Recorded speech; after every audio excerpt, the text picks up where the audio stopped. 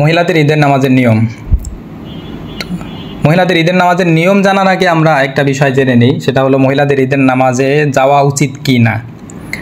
তো বিষয়ে সহজ কথা হলো, মহিলারা ঈদের নামাজের জন্য ঈদগাহে যাবে না এবং না যাওয়াটাই হচ্ছে তাদের জন্য ইসলামের বিধান এবং ইসলামের চাওয়া।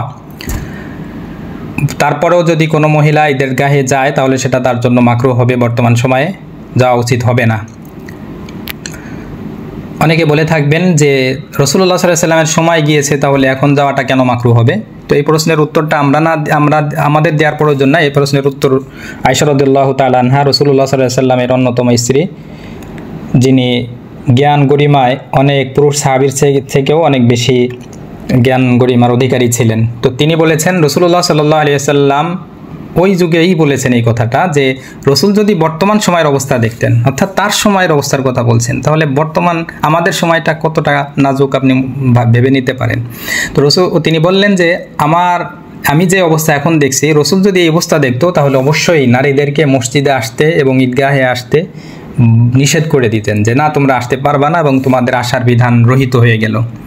তাহলে আয়েশা রাদিয়াল্লাহু তাআলা আনহার ওই কথার প্রেক্ষিতে বর্তমান যুগের চাহিদা অনুযায়ী, বর্তমান যুগের সমস্যার ভিত্তিতে সিদ্ধান্ত হলো মহিলাদের ঈদের নামাজে আসবে না এবং ঈদের নামাজ তারা পড়বে না।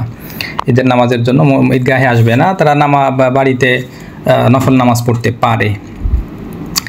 এখন আসি, তারপরেও এই বিধানের কথা লঙ্ঘন করেও যদি কেউ ঈদগাহে আসে বা ঈদের নামাজ পড়তে চায়, তাহলে সেসব মহিলারা কীভাবে নামাজ আদায় করবে?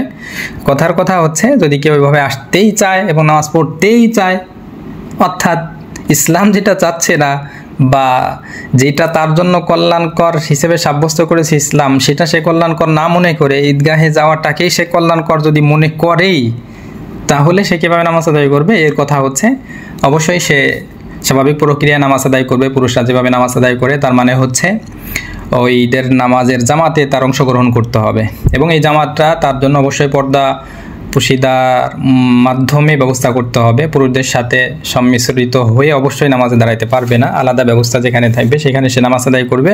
এবং পুরুষরা যেভাবে অতিরিক্ত 6টি তাকবীর দেয়, সেও ওইভাবে মহিলারাও অতিরিক্ত 6টি তাকবীর দিয়েই ঈদের নামাজ শেষ করবে। এটাই স্বাভাবিক নিয়ম।